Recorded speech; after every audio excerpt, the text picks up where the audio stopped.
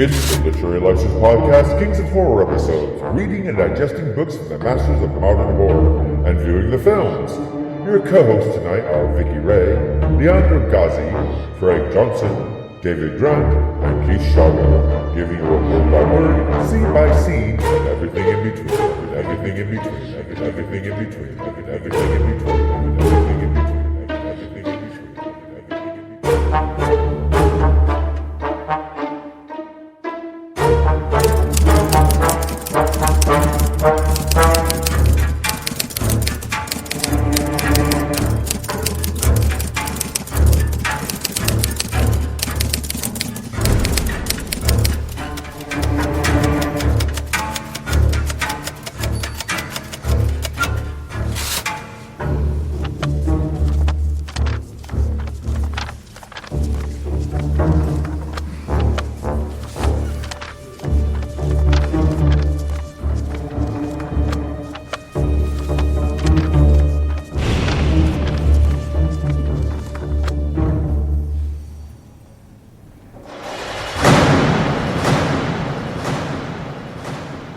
Hello, welcome to Literary License Podcast, and today we're interviewing Stephen Langford, who is a scriptwriter for television and film. Hello, Stephen. Welcome to the Literary License Podcast.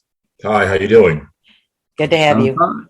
And of course, got Vicky Ray here with us, and myself, Keith Shago. So, Stephen, I thought we start out with what got you interested in scriptwriting and writing in general? That was a teenage thing.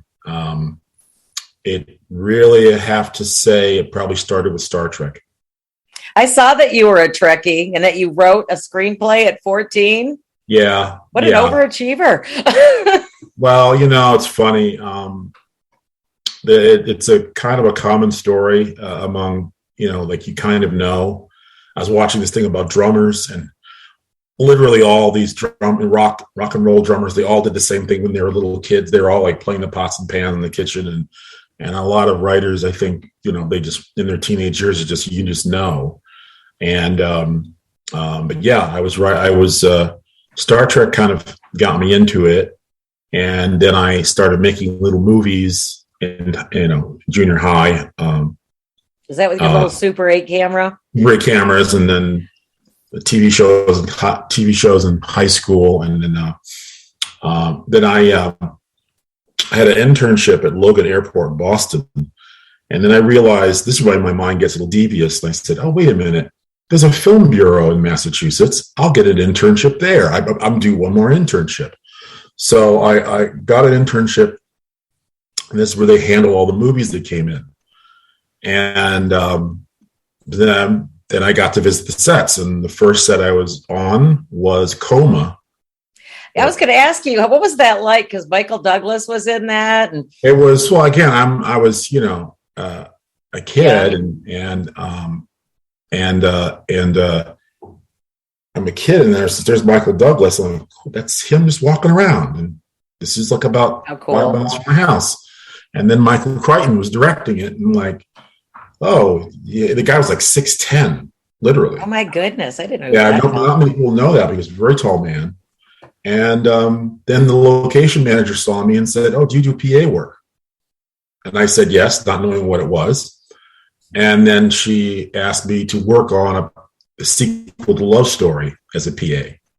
So again, I was like in this kind of like, I would think I was in college at that time, but there was this alternate universe I was kind of living in of where, they said, Steve, go down and wait for Ryan O'Neal to drive the car down, and I waited down there. He drove down to me. They said, cut. And Ryan O'Neal said, get in the car. We'll drive back up. And I'm sitting there looking over. There's a movie star next to me. It's like very strange. Yeah. At first it was, but the great thing about doing that is that you get at an early age to understand the politics of everything, of how that whole world works real fast, especially at a young age. So did that. I did The Verdict with Paul Newman and Sidney Lumet, and that was actually an education for me when I directed, because I realized that there's one of the greatest directors in the world, and he was doing 3 takes, and then turning the camera around doing 3 takes. I go, oh, that's interesting. He's not taking a crazy number of takes.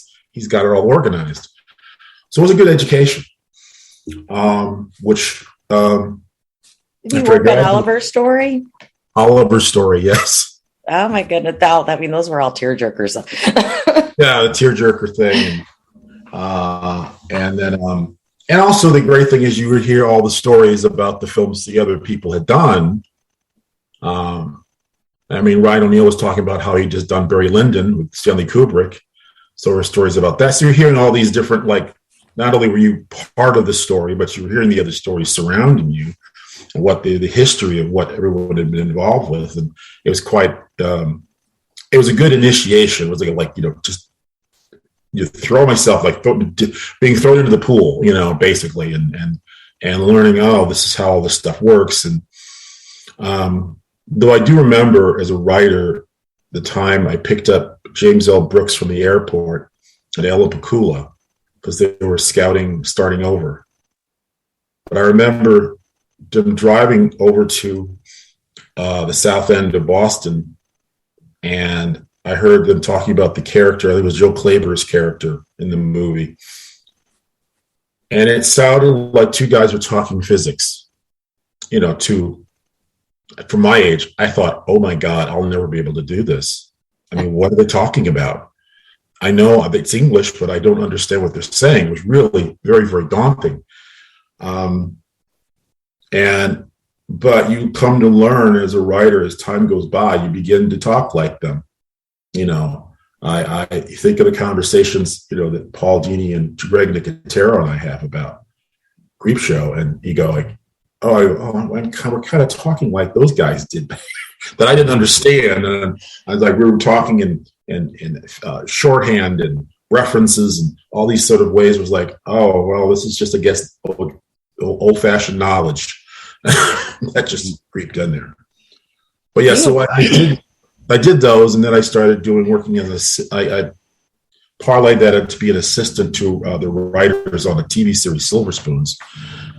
And that, again, was also strategic because they ended up hiring me as a writer. Didn't you go back? You left and then you came back to Silver Spoons? Or? Yes, that's true. What happened was Norman Lear sold the company, and we were in Sunset Gower, I believe, and we heard that, and they said, well, you're going to get a bonus. It was about Christmas time. You get the Christmas bonus. The Christmas bonus was like $350, an extra week salary. So I'm sitting on the far side, and today is the day that they're going to give out the bonuses. And I hear screaming coming from the other side of the building.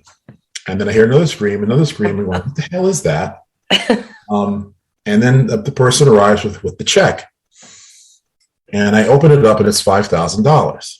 Now, mind you, I was getting $350 a week. That was my reality. Now there was $5,000 sitting in my hand. I said, okay, I quit. I'm going to go write. So I went to write. Paul Dini was doing Ewoks at Lucasfilm and gave me an assignment, my first assignment, doing that. And that whole summer, I just kept selling scripts, and I would tell my mentor who worked on Silver Spoons, Jim Gagan, every time I sold a script. And because that's kind of how he had done it, he was so impressed that when an opening came up, he hired me as a staff writer. So I did. I came back, left as an assistant, came back as a writer. It was like, kidding. Yeah, it's like you couldn't. It was like there were elephants and people throwing stuff in the air. It was a parade as I came in. It was kind of crazy, but that really was that was a pretty amazing how that all worked out. That is an amazing story. How did you find working in being a writer for television? Yeah. Well, that was one of the best jobs you can have. Best job in the world. I mean, it was just like, especially in comedy, it was like just you're basically laughing all the time. It was you had some good friends, and we ended up doing Family Matters with that same group of people, and did that for like 9 years, which was terrific. Lots of success with those too. Lots of success with that, and lots of fun, and again, it's up when you're on a lot. When you're on the Warner Brothers lot, you're a fly on the wall. you're around all these incredibly famous people. I mean, I remember we moved. The old story was that whoever moved in next to Family Matters would get canceled. And it was true. Every show that was next to us got canceled. Then ER moved in. They didn't get canceled.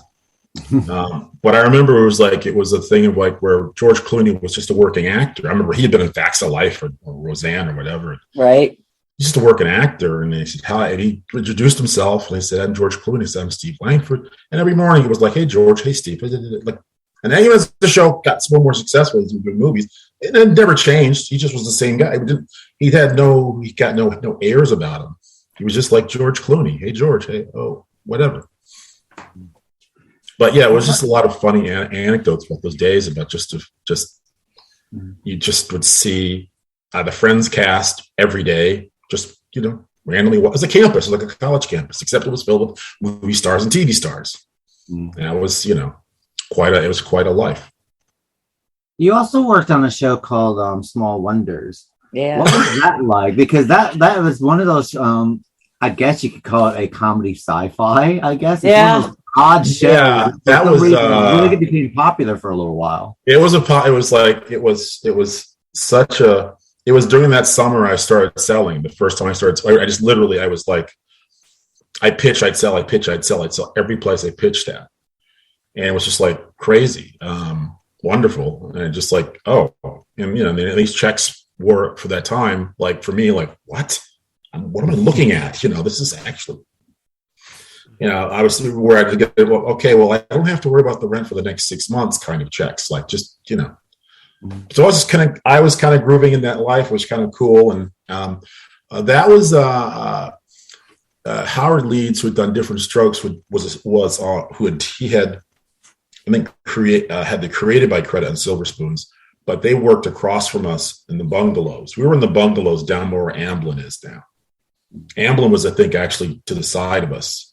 And but Howard had got a new show, Small Wonder, and I feel like friends got me into pitch, and it was a very nerve-wracking pitch because Howard was so tough.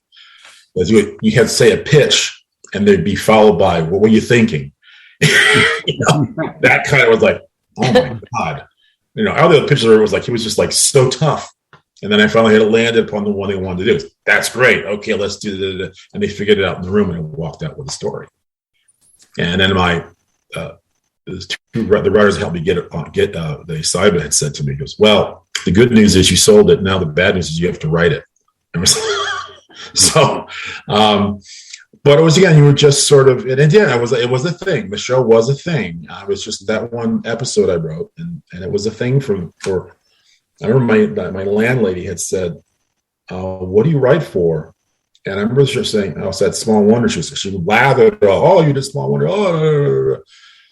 And I was like going, but she looked down upon Cheers, but Small Wonder was like, I'm like, okay, alternate universe, I don't know, whatever, It was certainly the decade for sitcoms.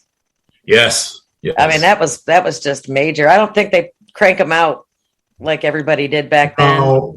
It's I often say it's like the thing is that when something begins to make money in Hollywood and it's really good, and then there are people that want to interlope and come into it to make the money, but in fact end up killing it later on. Right. I think basically is what happened.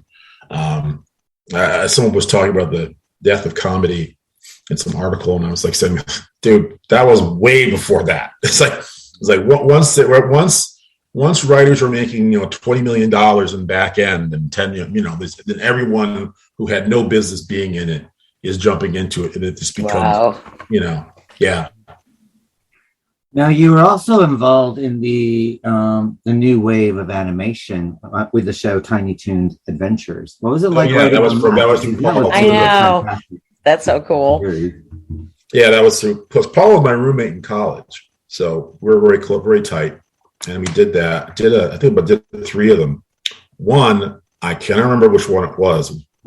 Just a strange that there was one episode that I co-wrote that accidentally didn't put my name on, and then they put my name on one that I didn't write to make up for it. Oh, I don't remember which one it was, and if I asked Paul, he wouldn't remember either, because it was such. I mean, I know I wrote the Acme football one. I remember that one, and it's like, but it was the other two. How that all got switched up, I don't remember. But we were both I was at Warner Brothers on the lot. He was at Warner Brothers in Sherman Oaks. They were at a mall, actually.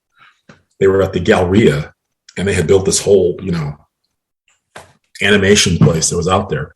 That's where he was. I just remember it was Tiny Toons and Animaniacs. They were like Animaniacs. Yes, I remember the song too. We're Animaniacs. Yep.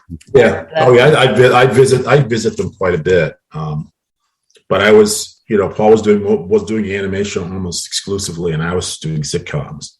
And that's one of the things as a writer, just sort of, you kind of land where you land, and then you go like, okay, well, let's see where I can build out from that. I mean, for our listeners out there, I mean, Paul is the one who is instrumental in bringing the phenomenal Batman, the animated series, to television. Is that correct? Oh, yes. It was very instrumental in kind of the legend of what it's become. And he was, I was not, I was in the room, so I don't know all the pertinent details, but he's very, very much identified with that. Mm-hmm. I'd sit there and say I just bought that whole series on Blu-ray now. Oh, I have to sit there and say, out of hats off to him, but out of all the incarnations of Batman and everything like that, that's probably the best series that was ever done on television. So I think that's high praise indeed.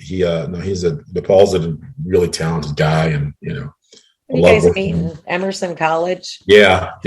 I think one of you guys called it. I think you guys quoted in another interview that it was a fish farm for Hollywood talent. Yeah, it's true. I mean, it was just like was just in hindsight nuts. You go, it's like it was the guy who wrote The Fisher King was there and got the Oscar, I believe. Wow. There was at least 6 or 7 or 8 TV writers that came out of that group, our group. A bunch of actors. I mean, Gina Gershon was there. The first year I was there, she may have been finishing up, I think. But it was just like I remember Stephen Wright. We would do Stephen Wright, the comedian, who would take the little tram around the school, and we said to him, "So Stephen, what are you going to do here?" And he would say, "Well, I'm going to be a stand-up comedian." The whole, and we're like going, "Was he nuts? What's he? This guy was like this strange guy. He's going to be a stand-up comedian." Of course, he was one of the first guys to take off. But a lot of people, it was just like just extraordinary how many people that did really well out of that school, out of that time. Sounded like the place to be. Yeah, you didn't really know you were at the place to be, because you just thought this was normal. It was just like, that's like, well, I guess this is what it's like, and then after after years go by, you go, wait a minute, that's nuts. That's got to be something in the water here or something. It's just doesn't seem normal to me. You wrote for a lot of teenage shows. I would call them teenage shows, stuff like the Nanny Express and Romeo and Saved by the Bell. What was it like writing for teenage characters? Well, at the time, I wasn't that far away from it. It's although actually Nanny Express was more, that was more actually age for older people, but that was just like what, when you were, when you got into sitcoms, that was really a lot of the big thing that you were doing were teenage characters. Steve Urkel and. Oh yeah. They were all, that was like you lived in that world, and you did draw from your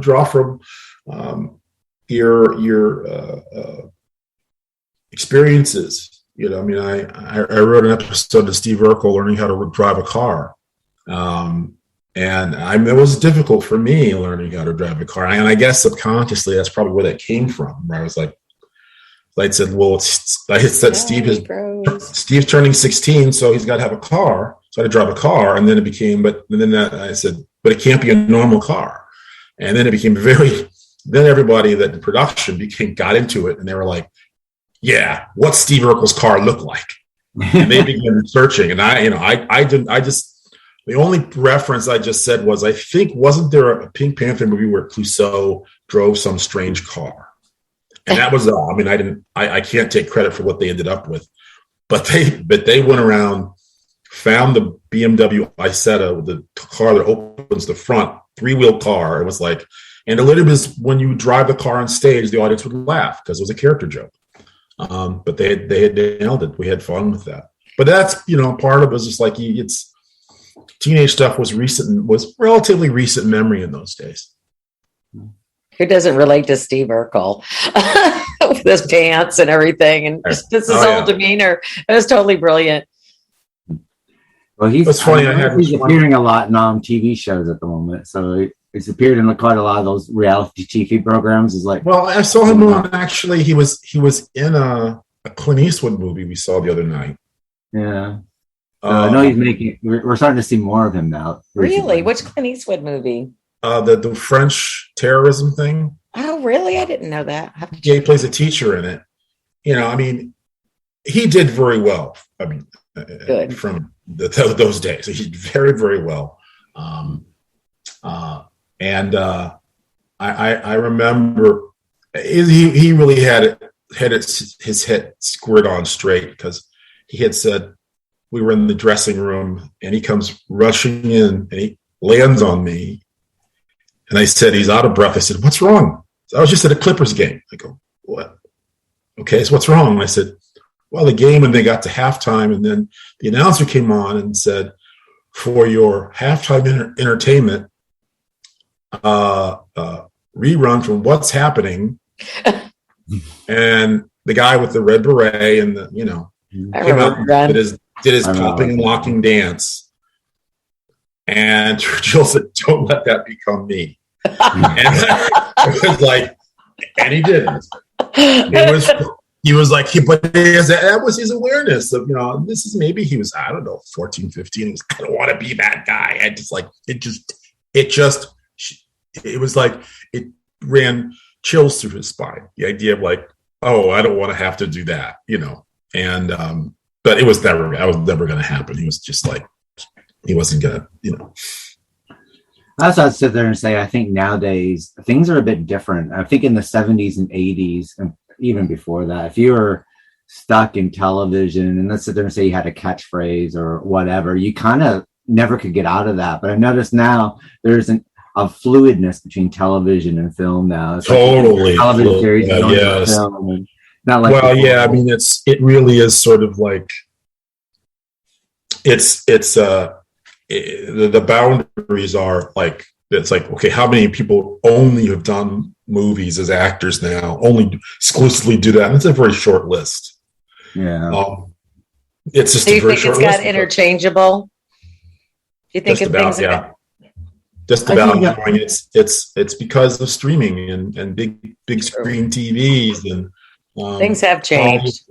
Well, I also think the audiences are a bit more brighter now. I mean, it's like, back in the day, if they saw, let's say, Elizabeth Montgomery shopping, they would expect her to twitch her nose or something, for some reason, or they see a soap opera character, in the shop, and all of a sudden they would accost them because of their character, and they're like, because they couldn't. That still does happen. That still does happen to a degree. I was walking in out of Trader Joe's, and the star of Grey's Anatomy was walking in. And she was wearing her hat down and tried to be this. And I sort of looked at her and smiled. I knew who she was, but I wasn't going to bother her. I mean, it kind of depends on where you are. If you're in LA, if you're not likely going to be bothered. Yeah. Or they're used to it. Like, Lady Gaga I was in Malibu. Lady Gaga walks in, but she's like wearing black clothes and looks like anybody else. She's not wearing anything weird. And I can hear it as like, oh yeah, that's her, but there's no one bothering her. I used to go to a place in I noticed that the few times I was in California, that people see them walking by, and people just leave them alone because they're just so used to seeing celebrity. I think it also depends how they show up. Because a friend of mine was directing Phantom of the Opera when it first opened here in London, and he sit there and say like Annie Lennox showed up with her mom, and they just thought, no, it's not a big deal. Cher and Tina Turner showed up in their fright, the great big wigs and everything like that. No. And of course they got noticed, didn't they? So I guess it all depends about, you kind of know when you want to be noticed and when you don't want to be noticed, and how you want to play that. The thing is that it's sort of like, as just this real weird example, I would go to this doctor. I had gone a number of like procedures this one place, and there was this nurse. I run into her at a coffee shop. I don't recognize her because she was not wearing her gear. And I had to go like, so if have branded yourself a certain look, if you take that look off, you can walk around freely. No one's going to know who you are. What was it? Who plays the matriarch on Downton Abbey? British actress Maggie Smith. And someone had said, how has it been being on Downton Abbey? And she says, I had a perfectly normal life before that show. Because I think she was one of those actors who basically could just walk around and no one would. Because I assume all that is very put on, her voice and so on and so forth. And I think that she gets noticed now at this point in her life. I mean, I did a movie with Gene Wilder in the heyday. I was a PA on the movie. And the AD said to me, take Gene over to the post office to get his stay-ups. And we were in Harvard Square in Cambridge, and I walked with him. He must have been so recognizable, though. Listen, I walked with him. We walked. No one turned their head once. He went up to the postman, not me. Said, I need some stamps. The guy said, sure. Gives him his stamps, so we walk back. And because I was nervous, like, oh my God, I got to protect the movie star. No one noticed him. So I'm going, wow. That's just crazy. And I'm going, that's really interesting that I guess he wasn't branded with a look that people didn't recognize him. I couldn't even figure it out. But later that day, the director, Sidney Poitier, and Sidney, they said, the AD said, could you take Sidney back to his car? We got to get to the next location. So I walked Sidney Poitier. We were in Central Square in Cambridge. And we went over to the car, and the door was locked. The Teamster had gone off to do whatever and had locked his car. And we turned around, and there were the residents of Central Square who just all recognized it was Sidney Poitier. And they were like coming at us slowly like shambling zombies. And I'm going, okay, the fear that I had with Gene Wilder, which turned to be unfounded, is now become true with Sidney Poitier. Like, what am I, this college kid, supposed to do with a mob of people coming toward the director? And a very, very, very iconic, famous person. An icon, I guess, is the key thing there. Hollywood royalty. Yeah, Hollywood royalty. And I'm like, oh my God, what am I going to do? But he knew what to do. He understood his power. And you know how he could smile, that Sidney Poitier smile? He just turned it on, and they backed up. He said nothing. He just did the Sidney Poitier smile. They backed up. The Teamster arrived. Off we went. He knew what to do in a crowd. And a lot of them, I think, they do know what to do because after a while they go, all right, well, throwing a fit isn't going to work. They get good at crowd control if they have that particular issue as an actor. Not all of them do. I think it's also the difference between old school and new school as well. I think old school, they have, if you look at, Sidney Poitier or James Earl Jones or someone like that, they know how to command. They just have this aura around them. And basically, all they have to do is give a look, and all the crowd will either or. The actor was doing a movie with Will Smith, and she was, and they decided to go to some tour in New Orleans, and it was Will, his wife, and the acquaintance of mine, and apparently they got there. The whole line was freaking out that it was him. So he just said, "Look, it's me. Yes, it's me. Let's do the tour. When it's over, we'll do autographs and pictures. Everybody settle down." So in other words, I think the people, they figure if you realize the situation, how your life is different as an actor, and they figure out, okay, this is how I have to deal with this, and they deal with it, and that's it. Now, you went from writing TV shows and stuff like this, which you're still doing, but then you went and did a, well, I guess what we used to call miniseries, or I guess what's called limited series nowadays, called The Miracle Boys with Spike Lee. What was that experience like? Yeah, that was great. I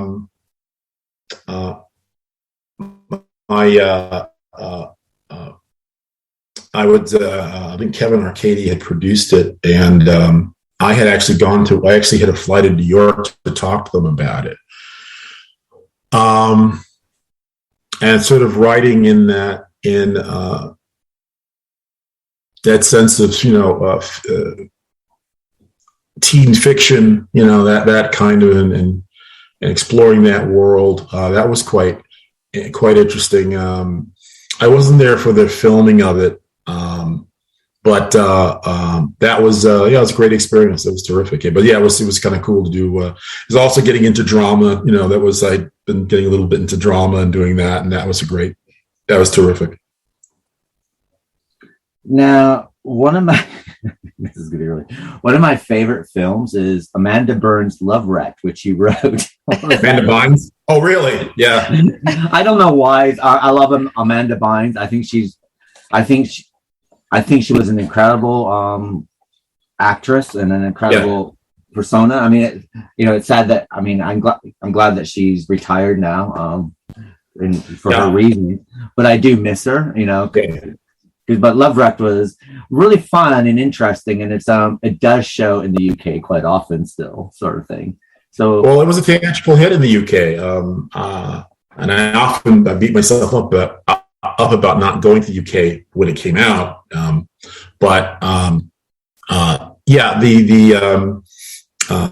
Lovewrecked was the idea that popped in my head. And I think I was doing the show Just Deal, and the other writers said, that's a great idea. You got to write that movie. And so at the time, my manager, Howard Lapidus and Andrew Lear, they were getting big in the film business. They were getting quite acquainted. And we had, our kids went to school together. And Howard and I were talking, and I said, I wanted this movie called Lovewrecked, and it goes like this. And it's kind of like, what? And I go, he told his Andrew was his junior to him, and he said, Andrew, get this movie made. Like that. So with this process of development, with Walter Hamada, who I think is big in the DC universe now, great developer, a great story producer. And we developed the script and went out, didn't sell. I threw it in the closet, like angry at myself. Why did I waste all this time on this script? And I literally threw it in the closet. I just remember the physical act of, but in a way, it was like a way of I let go of it, which I think is a very important thing to do once you've done, you got to let go as a writer. But I let go kind of out of anger, but let go. And so Andrew calls up one day and says, you got a meeting. I got a meeting. I said, with these producers, they want to talk about Lovewrecked.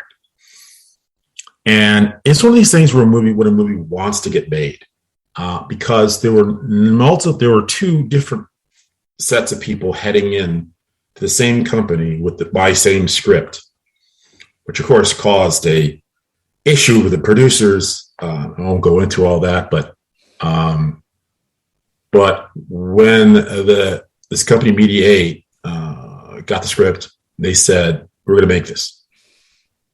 And Randall Kleiser and I met, went over the notes, did some changes, and then it was literally from the point that they optioned the script, the point that I was sitting on the set was maybe 6 to 8 weeks, which is extraordinary.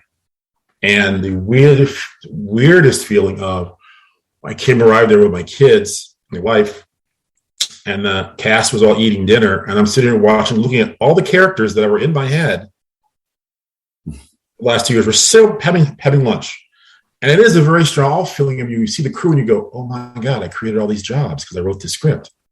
All these people here are working because I it was a wonderful experience because it is so rare to get a movie made."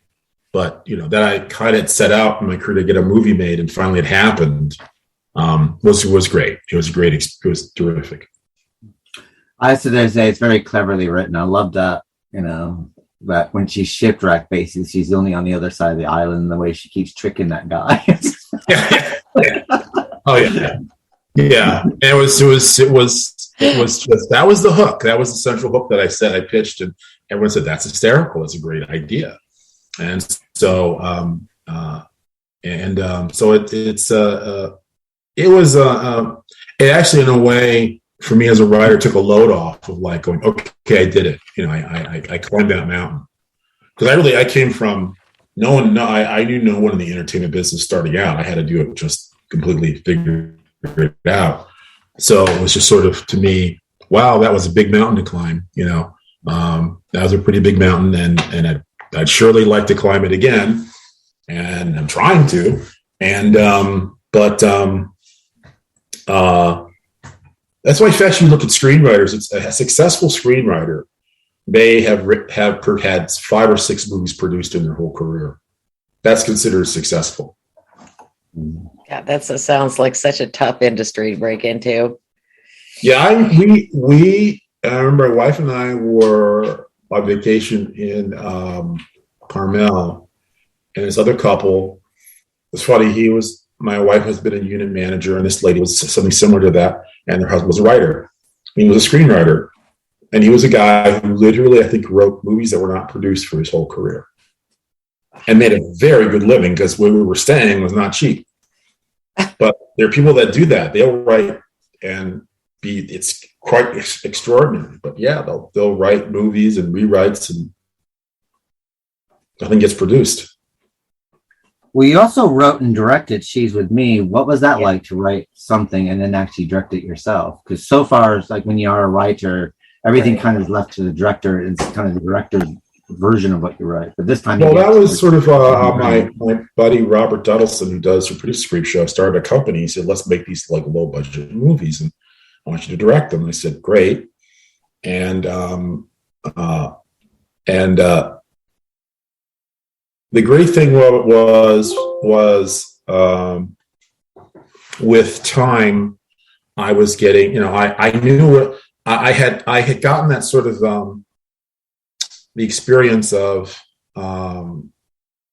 knowing what was a good take very quickly, in that way that, as I said, Sidney Lumet, as I said, as I observed Sidney Lumet, I said, "Oh yeah, I can do it like that. I really can get these in 2 or 3 takes." And it was just this thing of, again, kind of satisfying a desire that I'd had, certainly since film school, to direct, and it's quite a tactile thing versus writing. You are just managing people. You are trying to see the future, seeing the problems before they happen. And I did it. It's one of those things where it's sort of like Lovewrecked. I'm going, I climbed a mountain, I don't mind climbing again, but I'm glad that I climbed it and succeeded with it. It's like, that was the thing. It's like, for me, it's sort of I guess it's so many of these things are like the expectations of like, wow, I actually, these are things I'm going, I really thought of this thing that seems kind of a little, I'm just juicing up here a little bit. Sorry about that. You're right. Yeah, because you don't want me to go. You don't want the screen to go black. Oh no. Once the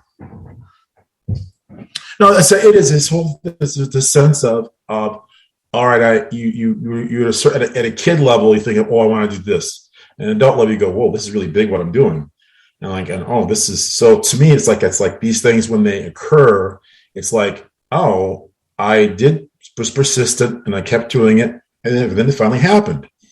So it's sort of like, so it's not like this sense of, well, why aren't I doing it all the time now? It's more like, well, I did it. And I'm going to do what I want to do. If it comes up again, I figured out how to get up to the film, which was Big Baby, which was the biggest of those films, which was the most successful. I was going to ask you about that, actually. I mean, you took on a lot. I mean, that was another mountain: executive producer, director, writer. Now you're casting, filming, and worrying about the money side of things. Jack of all trades. Yeah, I mean, my Robert did the money thing. He was very good at that. But I was that was the film where I was like going. That was the film that I was kind of like in my head. I was like, oh, this is my film that my film school, final project in a weird way. It was sort of like, and it was. I remember Martin Scorsese had said something. Not that I'm comparing the film to anything he's ever done. I'm just saying it's a quote from him. Was that a successful film finds its audience? True. And that's it. And I go, you know what? That's the truth, because it really isn't about me. It's about them. And when I looked up on YouTube, it had reached like 4 million views. I could tell on Vudu it was like also hundreds of thousands of people had watched it. And I saw the comments, which was a really different thing for a writer to be able to see people real time going what they thought of what you did.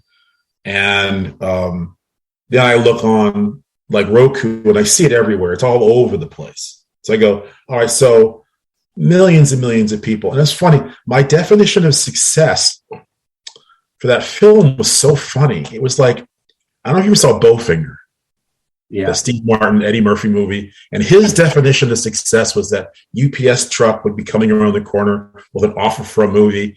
That was his definition of success.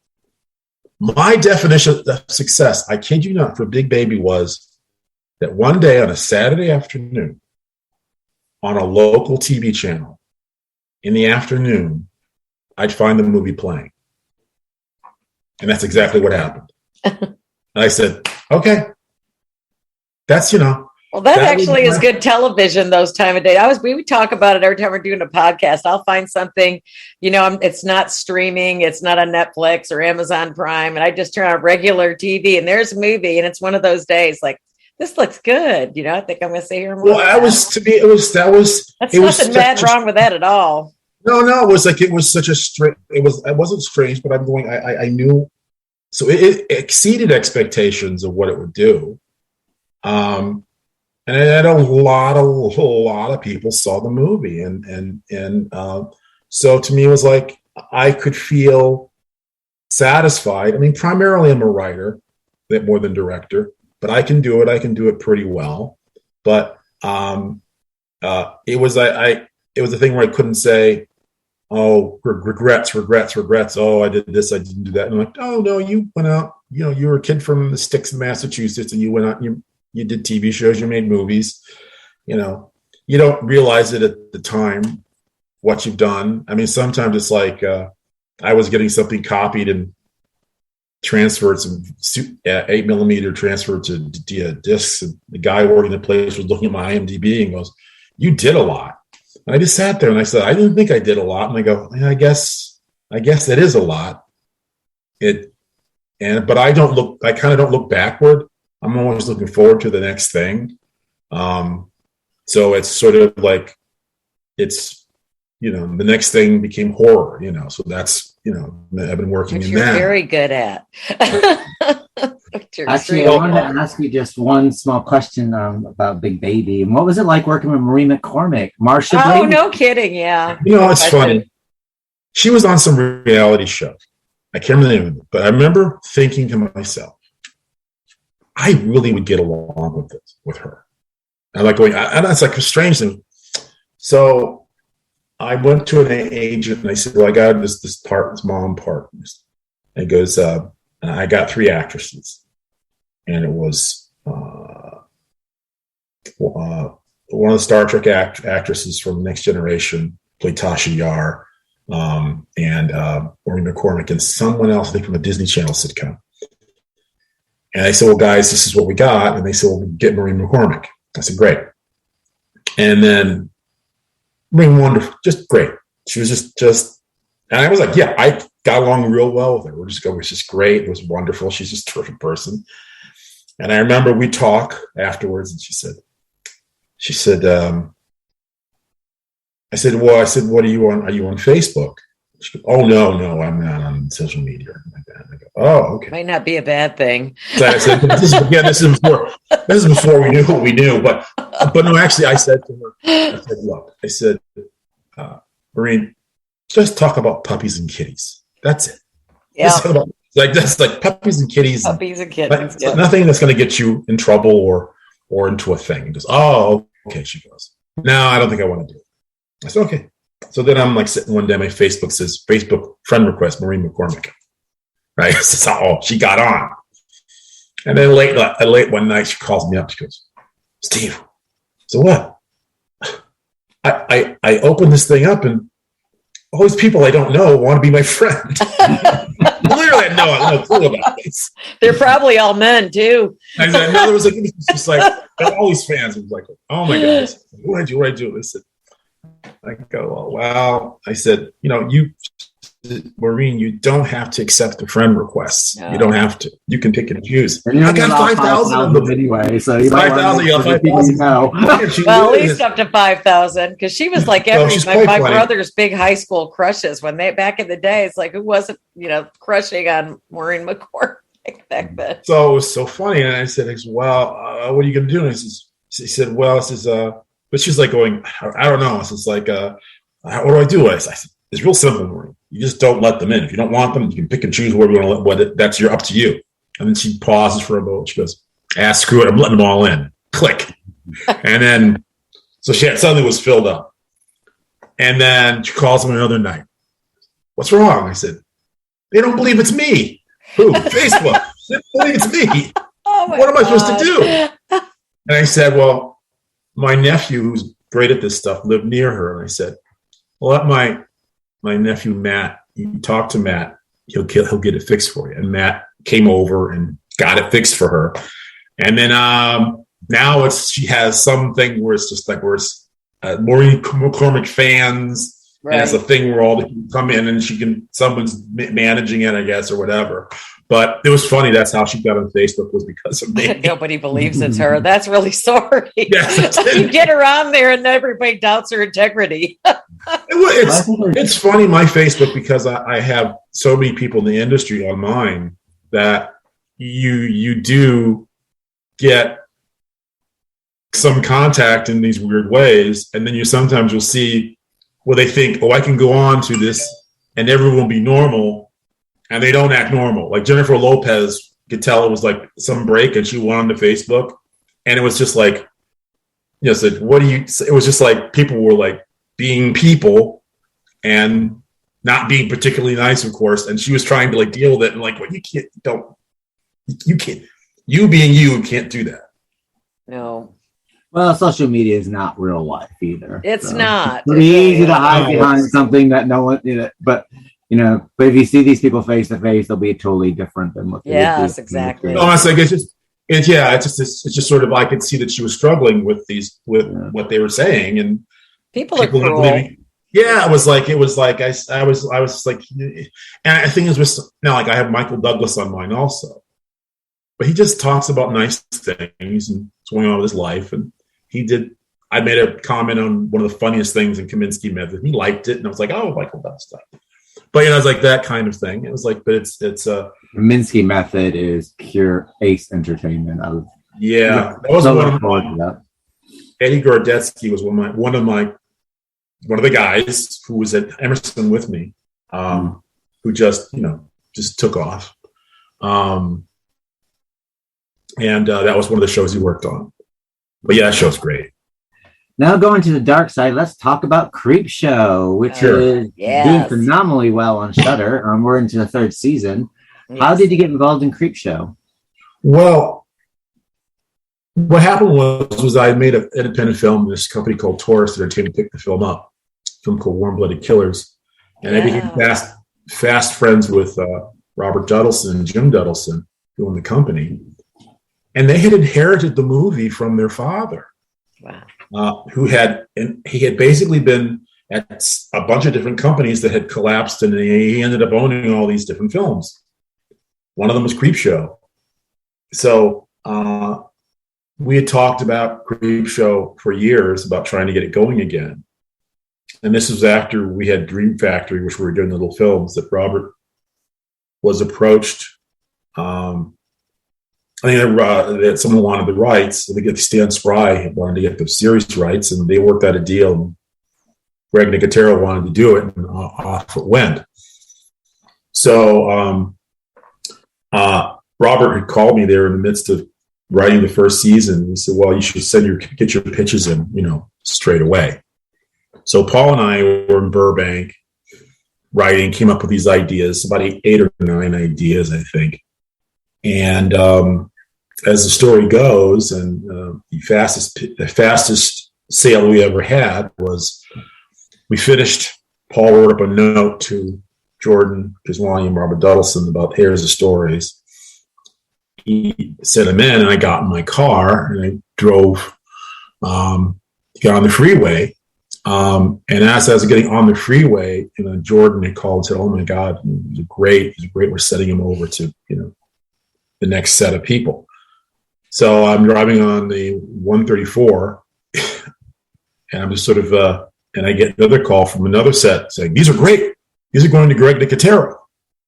Yeah. I'm just driving. This is maybe a 15-minute drive. And I get to Reseda Boulevard, my off ramp, and I said, "You sold 2."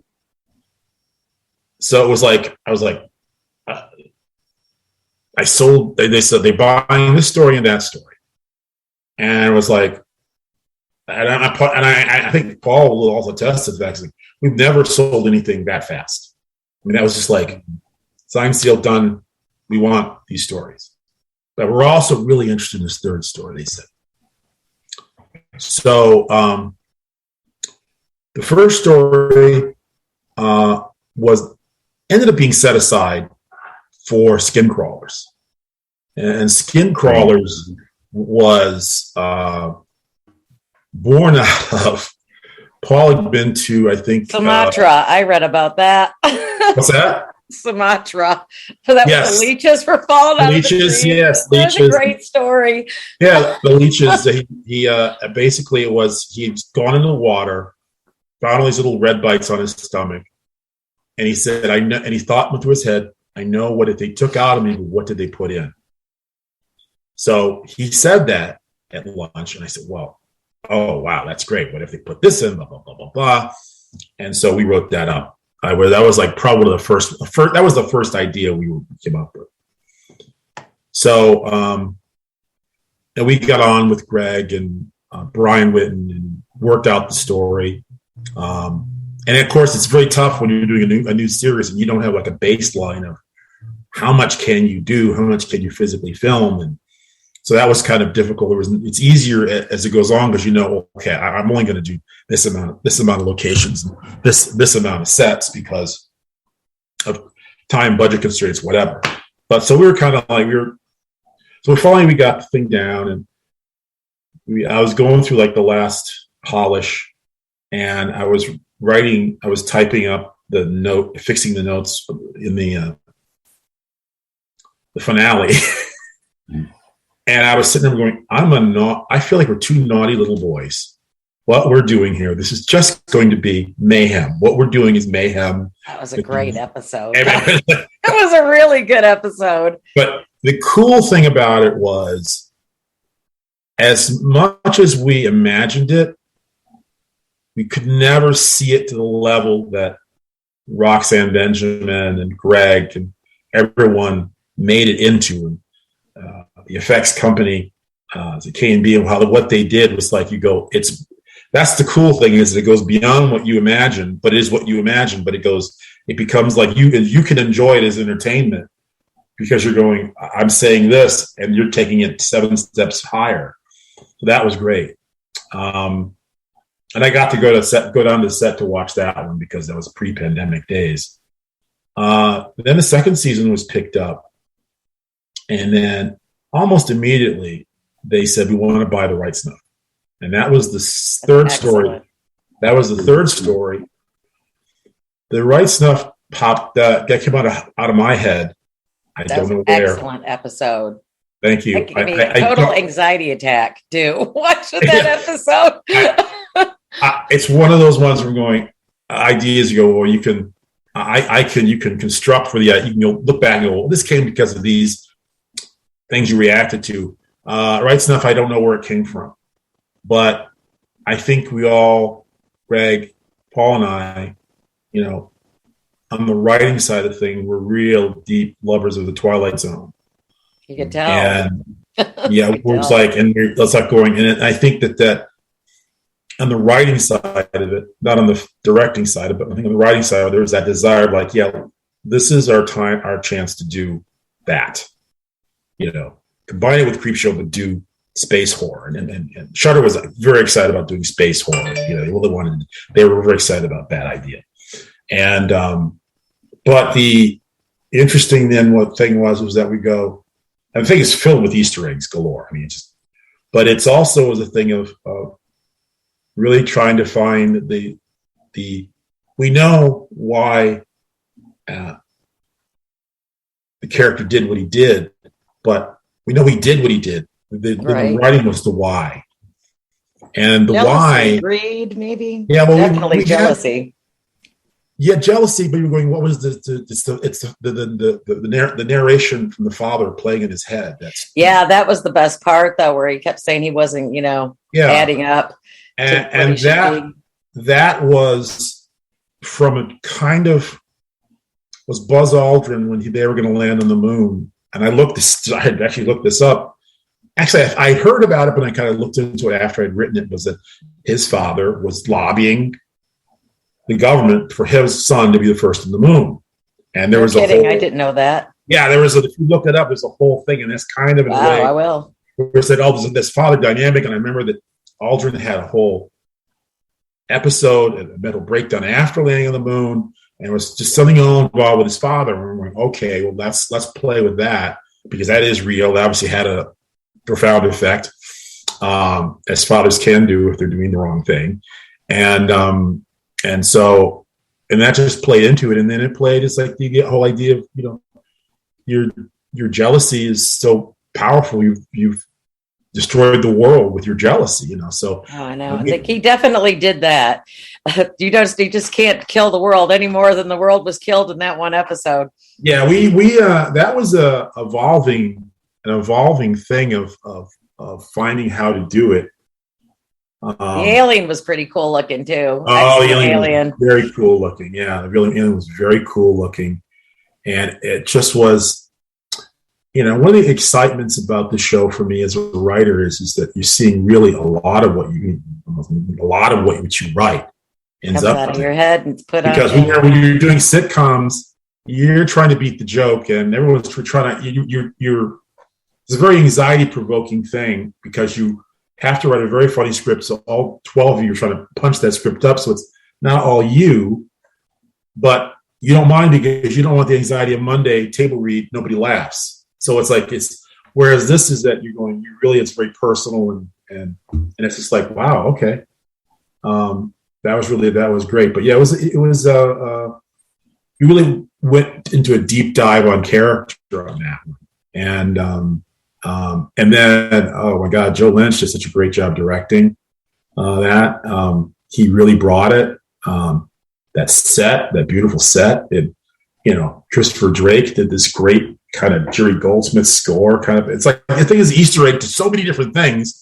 It was like we would talk about. We were all kind of got so excited about. Oh yeah, we're thinking about Andromeda Strain. That was kind of like an inspiration for the set, and all these different little pieces that we'd had grown up with and love. We were able to, pepper. They were able to pepper into this episode.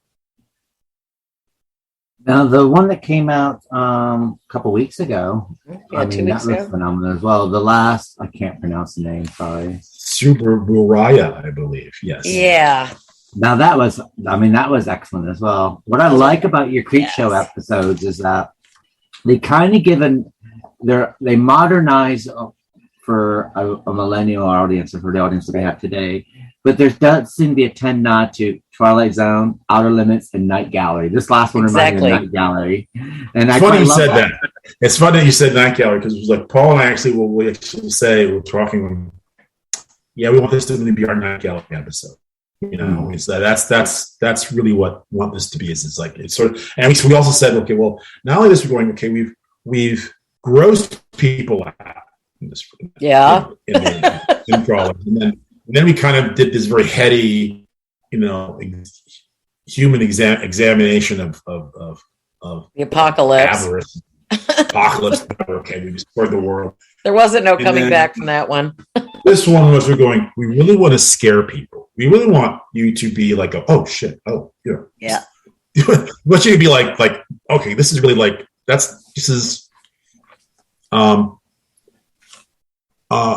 Paul obsessively likes different things. He is a Japanese artist, a horror artist named Yoshitoshi, I believe, from the 18th century, 19th century. And I'm not an expert. He is. And he went into all these, we were looking at these books and paintings of these Japanese horror things. We're going, oh, this is really cool. This would be kind of an interesting jumping off point. And we happen to have noticed a bit of narcissism that's going on in the last, 20 odd years. Just sort of, it's out there, just as kind of from all different courts of people. It's like you can't really pin it down to one place. It's just that it became kind of a there's an awareness of it. It's sort of like, I think we live with it, even with people we knew. We didn't know until it was really good. Oh, that's what that is, and I really want to stay away from it. So enter Wade Cruz, and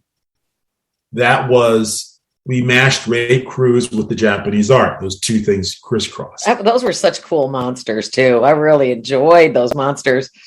Well, that was just, again, this was the thing we're going, well, I don't know what they're going to do, but I know what they're going to do is cool if we say, here's the artwork. This is from this period, and they're artists, they're going to do something that's going to be cool.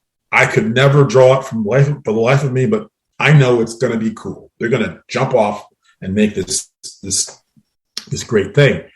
So we wrote that really we really drilled down, and we decided to really drill down on. One person on Twitter said, "I hate this guy. He has to die in the end." He was kind of a jerk, I have to admit. Because the thing Paul came up with was the section where he talked about the father who needed a heart for his daughter, an operation for his daughter, and the idea that I was going to take this money away and I was just going to play with this guy, and that was his joy. And it was, it was kind of like, it's sort of this guy who's been handed this money.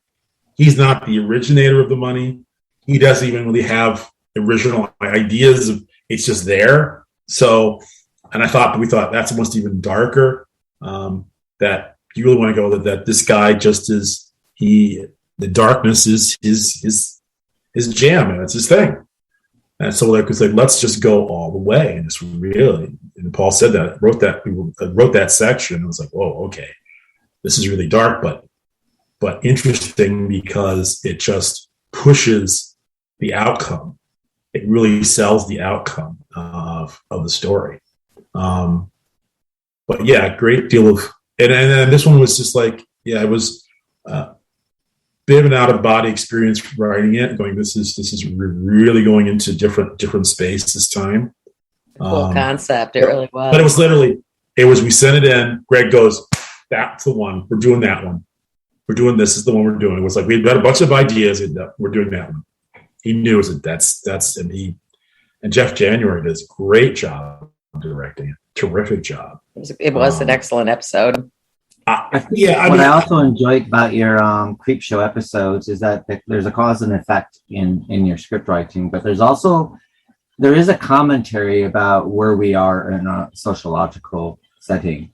Whether it's skin crawlers, basically about being the perfect body, having the perfect body image, and the price that people will pay for that. And we do see that today because people would actually do that if you presented such a parasite. Yeah, it's like it's. Well, people do get parasites put into their bodies for weight as well. They get tapeworms put into their bodies. Right. I think that the three really are, and that is to me, or to us, the fun of well, again, it goes back to Rod Serling, really. Yeah. It's really a nod to his vision that we can tell these stories, but let's have something that you go, oh yeah. I may be scared, I may be like wowed or sense of, but I'm getting like, yeah, boy, they're talking about some stuff that bugs me too. Or that's just, and the thing is, it's funny, even, and I from writing Family Matters, again, in that show, we were just trying to make people laugh as far as we knew. But then you come years later, people come up to you and say, "Oh, you changed my life," or "Oh my God, I didn't know being in there." Those episodes were heartfelt and they meant something to people because they were so humanized. Well, it made me realize in terms of what Ash was realizing that I shouldn't say that we were like articulated this to each other, but we just do it. But I can just say as that what will likely happen with these episodes over time, it will affect people. And that's my point is that these things affect people.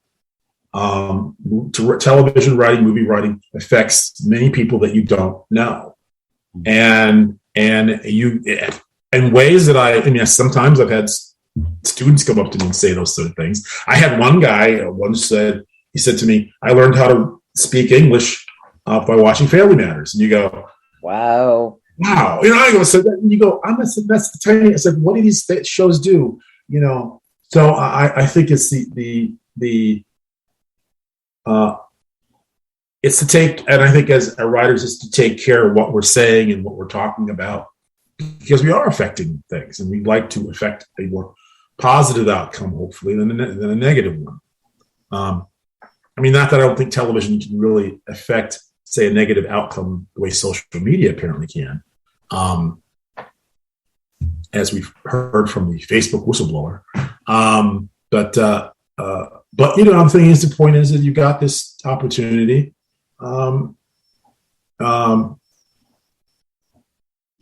Show a slice of life that exactly.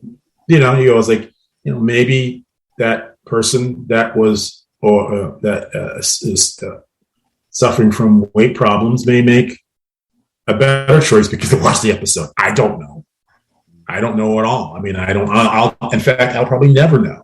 Well, it made a lot of sense because it was just so human because, you got the one guy who he didn't really want to do it, but he kept eating his burgers and his donuts. It cracked me up because he kept getting the donuts. Yeah. Take a donut. And he's just sitting there. Then he picks that off the body underneath whatever fell on him.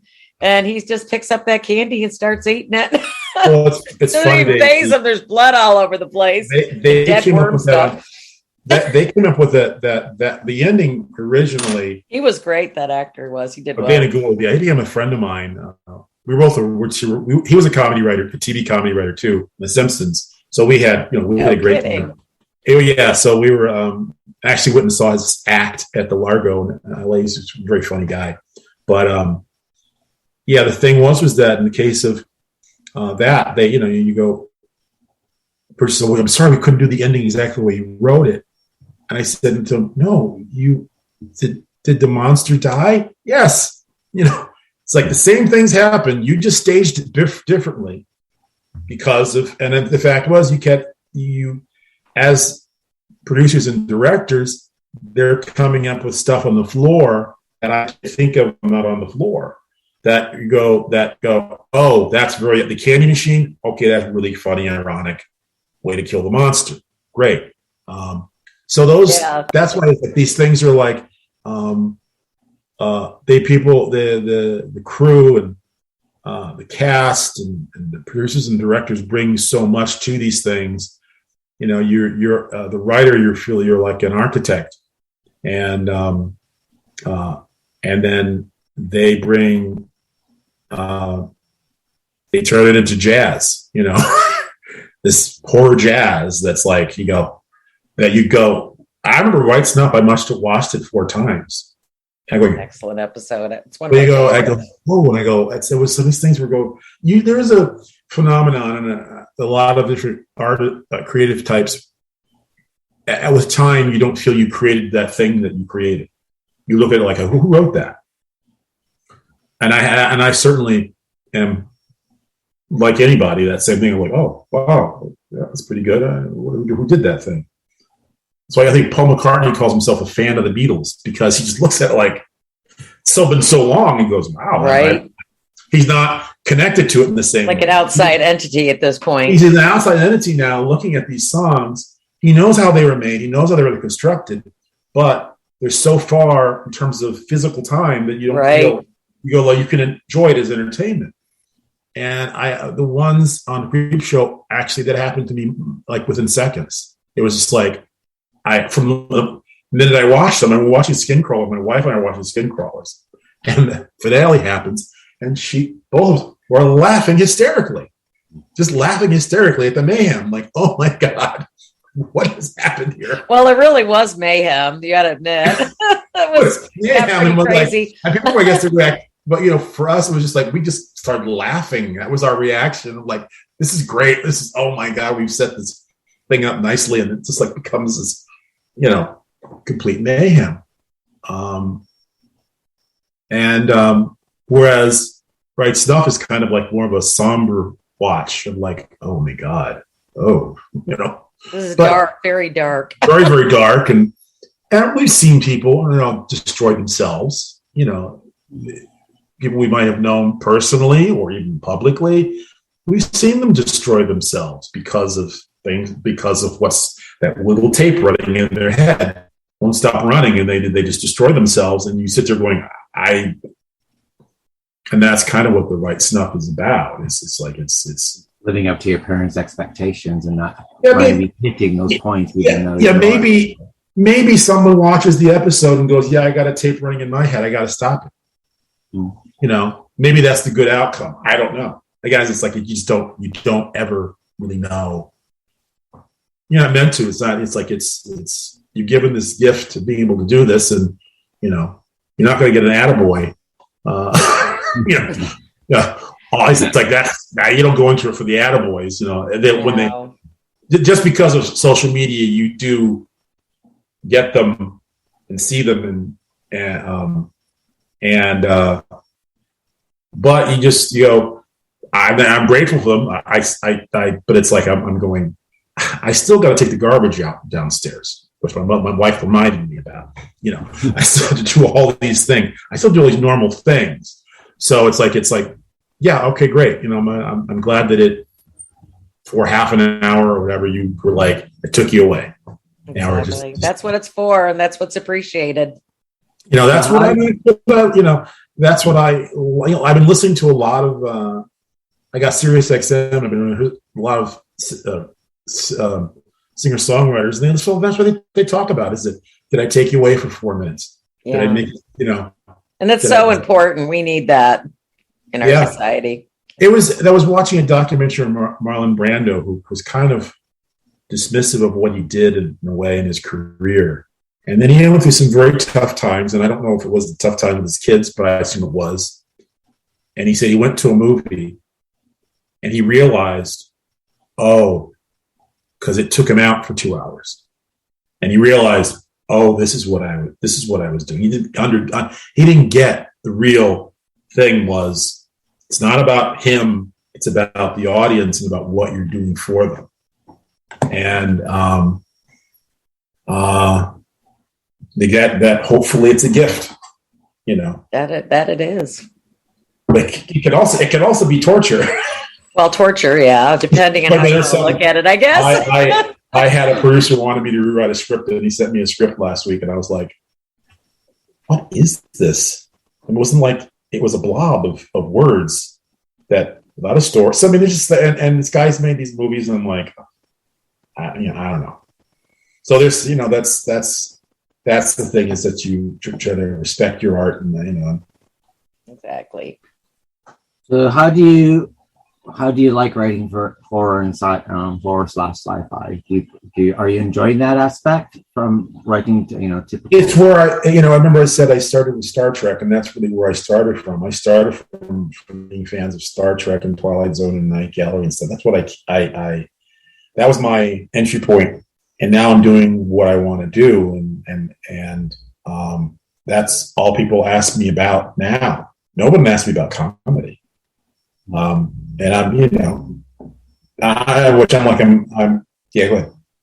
Which do you find harder, comedy or / science fiction? I would say they say comedy is the hardest. Comedy is the harder. Both have to elicit an emotion, but horror is, you can get down to like finding the dark side and finding those things that scare people and those ironies. And so if I find easier, where comedy is you're building comic engine upon comic engine. The idea has to be a comic engine to spit out jokes and funny scenes, and then those jokes, the ones that you got to be like a gunslinger. you're like a gunslinger in that job. Yeah. It's like analogy. I mean, that's what it was, and I think part of that why it's kind of waned is because there's fewer gunslingers out there. That I'm so like I literally don't watch. I don't think I watch any sitcoms really. Oh no, I do. Well, it's a sitcom. The Only Murders in the Building with Steve Martin and Martin Short. It's quite good. But it's quite funny, but it has a real actual built-in mystery that really does hard time to stay. And it's written in hardcore mystery rules that makes it very hard to figure out what's happening. It's great. It's terrific. Yeah,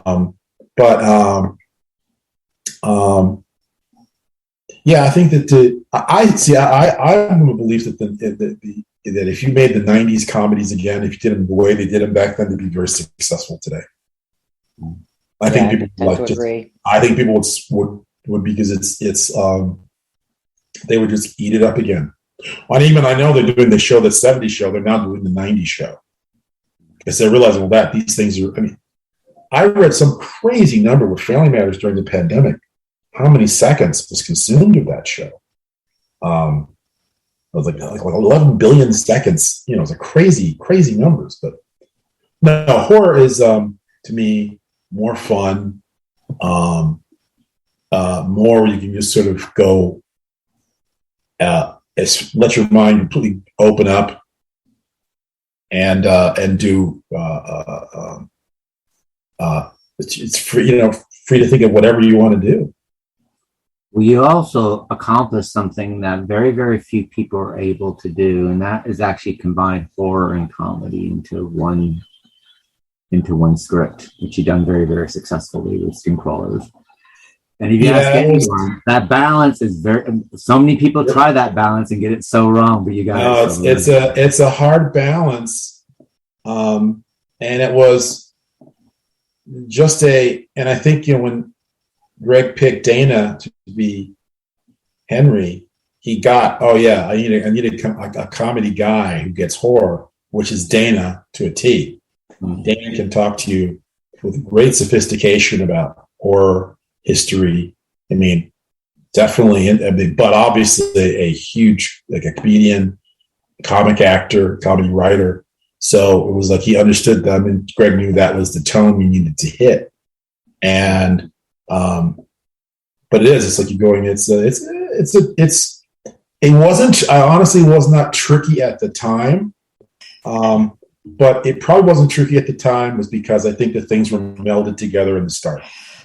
They were just sort of like, they were just the engineering that we either consciously or subconsciously put together. The engineering of that story was just like, okay, oh, great.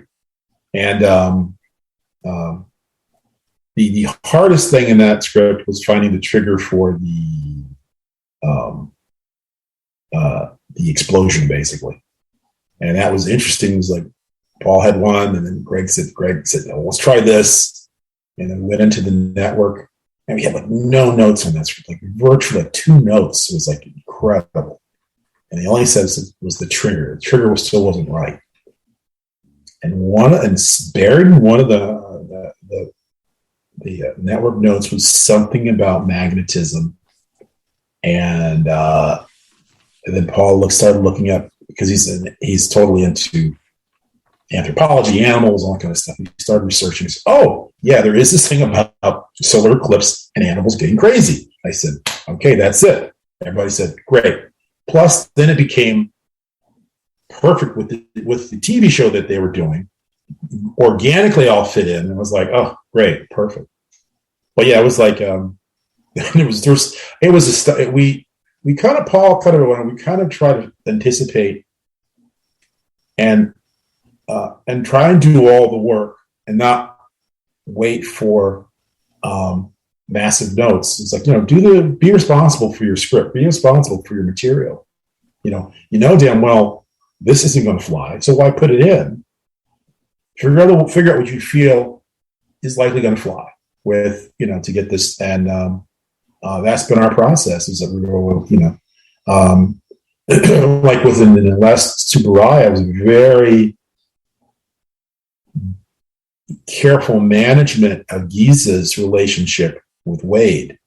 You can fall off the tracks real easy with that. With the kind of guy he is and the situation that she's in, very fine line you got to play. It was like that's fine work. And we did get notes on it from the network, and they kept, and we kept refining it until it was just like, all right, yeah, that's right. Because it's like you can get yourself into a place you don't want to be, and you don't want people to miss the point of the whole thing. Because then now she kind of works as the person who's sort of saying, this is not good for me. I'm not doing this anymore. I'm out, and but it does, she does show, his reality, and also we get to see that she's seen more. Obviously she's had this very, charismatic guy around her, but he's never told his truth to her before. And when she hears his truth, and she talks about, oh, my dad bought my first painting, and he goes to this dark place and like, whoa, if your boyfriend goes to some dark place, the girlfriend starts backing out of the room like, yeah, I think I'm kind of done here. You know what I mean? It was the key to all that. That's why I think Giza worked but touched upon what happens, and then her saying, hey, so long, Charlie, I'm done. And you can keep your places. I don't know. I know parts of this. Part of this. Because on top of it, he's acting crazy because the creature's appearing, and she's not seeing it. So it's like that combined with his dark place. It's like, no. And his lack of humanitarianism at the top of it all. Yeah. But to me, Giza is kind of like the person who's like the audience saying no. I'm saying no to you, to everything. Goodbye. And money can't buy everything. No, it's like it's just it can be a dark. Money can be a dark thing, obviously. I mean, it's. I was watching Dope Sick on Hulu with Michael Keaton talking about the opioid crisis. I hadn't seen that yet. Oh my God! Oh, it's really good, really good. But it made me wonder. It's in the 90s, and it's like Bill Gates and Steve Jobs were making all this money because they had invented something, or they collectively invented a whole new thing. But I think it wasn't like dangerous. It was just like a new way to computers and phones and all this stuff. It wasn't like something. But then I think is that there are those that in different industries feel, well, they're making billions. We should be making billions with what we do. Well, they invented something new. What you're in, if you watch Dope Sick, you kind of wonder, like, wow, what was really driving all this? Is that you're going, yeah, these other guys in tech were making crazy, crazy money because they had invented all this new stuff that was groundbreaking. So if you're in another industry and you're rich, wouldn't you think that I should be the same way? Well, why should they be the richest? But depending on your industry, I think this is what Dope Sick kind of is getting to. Is it interesting?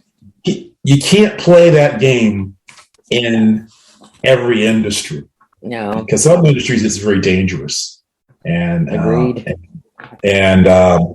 This was you're just jaw dropping. Like, wow, this was how someone thought. So what do you got planned for the future? Yeah, what do you got in the pipeline? Well, I finished a novel called The Stars Are My Damnation. That sounds interesting. Yeah, I mean, this was a publisher. I've been talking to a publisher, and he says, like, he's read the take on it and said it's really interesting. I got to get through Halloween, but I want to talk to you after Halloween about this book. So I sent him the book, and I'm going. So that may be something I'd be deeply involved with doing that. The fortunate and unfortunate things about when you're in the world of horror and science fiction is you're like sworn to secrecy in so many things. I have this one movie with a very big director attached, with a big IP, which is, it was truly a script that I felt in that set, the way about who wrote this. I felt that way about this before anyone has shot anything, and it was with this new writer named Zach Stein, and we just sit there going, well, this is crazy, and then we sent it in, and the one producer was making notes and read, and you could see the notes get smaller and smaller, and the pen stops. It's like, oh, they're totally lost in the script. And it was just, and it was based on something from a late writer. And I was thinking, well, if I got like some kind of like supernatural thing going on in the script, this is crazy. Because literally we got a director like that. I was like, just boom. It was like, just like he read it, first person, yeah, I'm in. And so now we're in the process of getting things set up. But it's like, awesome. But it's just a very, one spooky thing up. I finished the script. I finished the script and I sent it in. I'm sitting in this room and I hear like the thud on the floor. I'm going, on the floor in here. And I look around, nothing has fallen. Well, the only thing that could have made the sound was a thud. Like something heavy hitting the floor, but there was just nothing on the floor. And I was like going, well, maybe I got this right on my shoulder or something. I don't know. But it was, so I went on to the next, I'm developing another, like a family movie, young adult type of thing. And I felt myself rewriting it, fixing it. I'm going, God, it's just not like the last one. Because it's just the last one, I was like, it just was like butter. It was, the notes were like minuscule. Everything fixes they just came like boom. And this one was like, I was struggling with it. I was getting it. I feel like I was getting it, but I was over and over and going. And I was really and I said to the producer of this other one, I said, I'm struggling because I'm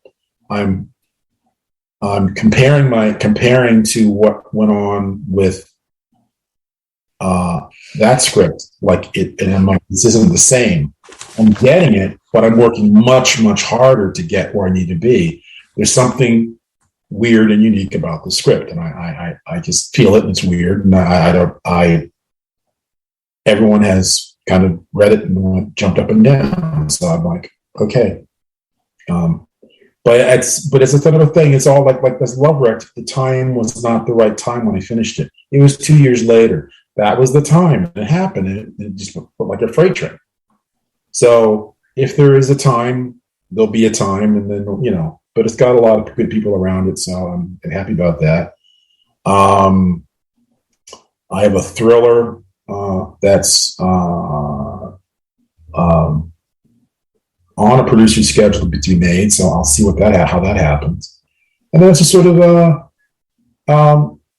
we're talking to other friends and meeting and talking about doing other projects, and so there'll be things coming down the pipeline. Yeah, sure. I mean, we've had Paul and I've had having numerous conversations with people about different projects, and it's just sort of just like going sort of opening up all these different avenues, and it's great. Just basically, I think the great thing for me personally is writing what I want to write. That's the important thing. Yeah, because I'd had a meeting with some company about something, and I didn't want to write it that much, and it was. And I got kind of resistance, and I'm going, no, I'm like, it's like I can try and do all these things, but I'm going, I'm having fun with this, and I love this stuff, and I feel as a writer I'm where I'm finally supposed to be, whereas I don't think I felt that way earlier in my career. I feel like that now, and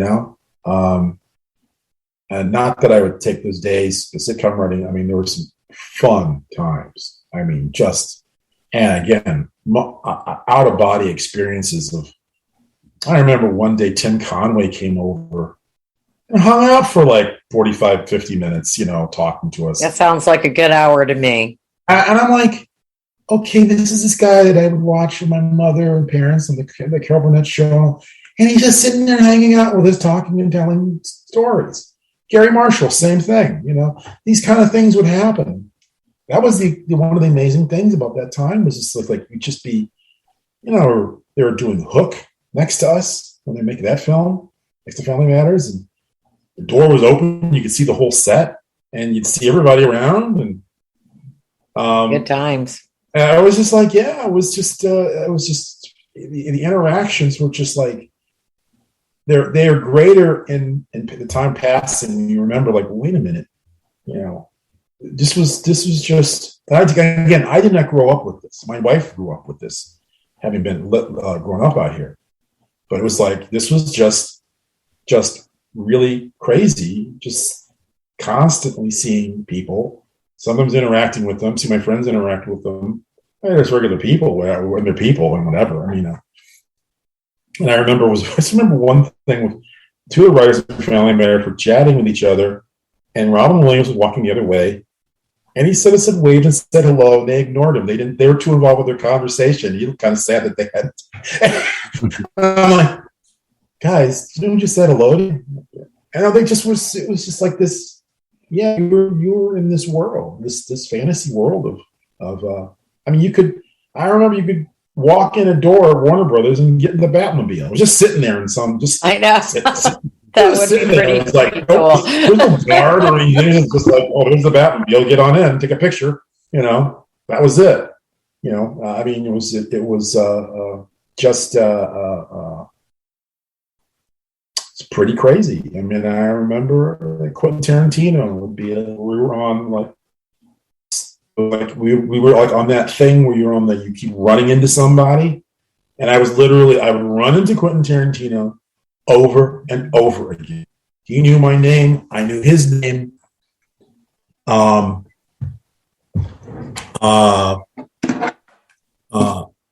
but that was just like, that's just the strange thing about the business, especially when you're on the studio lots. Now, I haven't been on the studio lots in about, I don't know, say 5 years or so. I haven't been, so I don't see it that much, but when I had such a fill of it, it's like, it's just the new endeavors coming. So I guess we'll be waiting for those. Yeah, right? I mean, that's we're really getting into these things, and there are people that are excited about certain stuff that they're like, kind of like, well, we will be watching. Yeah, I mean, and then again, with Creepshow, it's like working for the CIA. You can never talk about what you're doing. Well, yeah, well, that's understandable. I mean, never ever. It's like that's like The Walking Dead. That stuff's like airtight. So airtight. No, it's like it was like I remember when Skin Crawlers, man. They said they knew they didn't let anything out. You didn't know anything. They knew what it was and how kind of reaction they have because they watched it. But they were like, there was just like nothing, a little tiny bit, and because they knew how much fun it was. But you just like if you don't. I have the same problem as well because I write dialogue for computer games. So you sign an NDA and you kind of like can't say anything, and then about 2 months before it comes out, then they have to like, okay, now you can say something, and you're kind of going, but this is what you can say, this is what you can't say. It's like, okay, so yeah. Yeah, I mean, it's sort of like our thing basically is when the horse is out of the barn, it's like, oh yeah, whatever. Just they all know it, so you can do whatever. It's like it's just leading up. You just don't. Yeah, because they would send me pictures and stuff that I can't show. Yeah. When in the production I do, I'm just like, forget it. I'm not showing this stuff.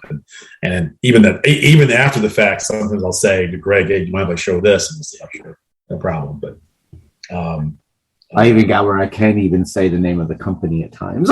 Yeah. It's just that is the hardest question. These podcasts. What are you doing next? And it's like nobody wants to say anything. Yeah. It's like I can talk about like my novel and going, yeah, I mean that's me alone. And fans just like to know that something else might be additionally coming, but you don't have to say what it is. Just long as they know it's coming, that's all they care about. I am not just laying on my Barco lounger all day.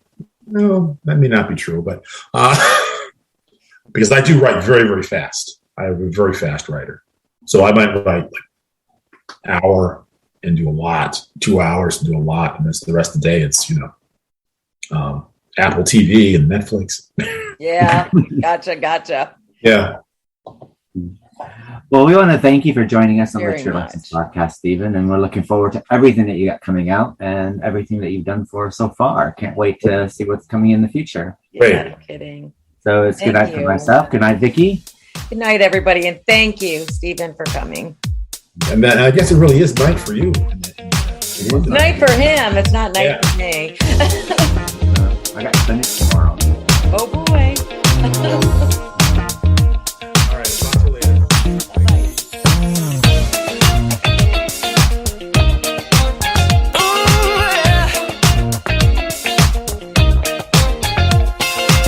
If you got a minute, get down your idea.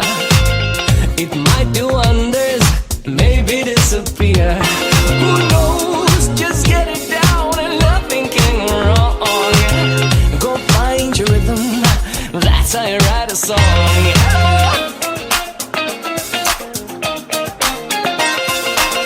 Enjoy the small things, with time they will get big.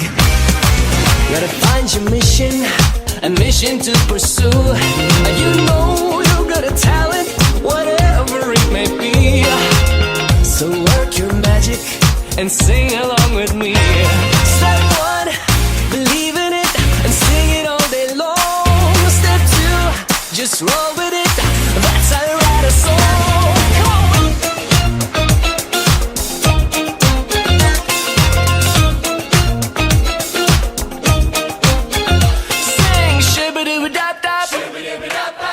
shabba-dabba hey, say it all day long, and that's how you write a song.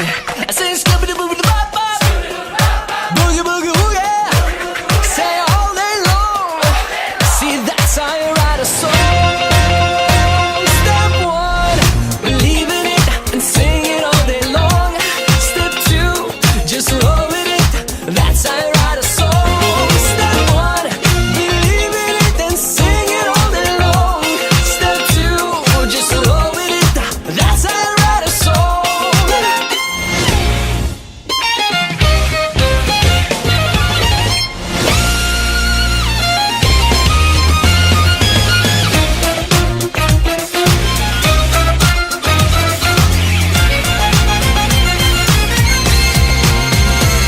Step one, believe in it and sing it all day long. Step two, just roll with it, that's how you write a song. Step one, believe in it and sing it all day long.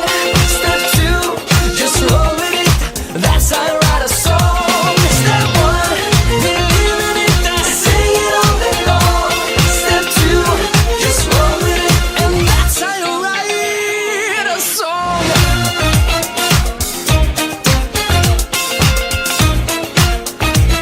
See, that's how you write a song.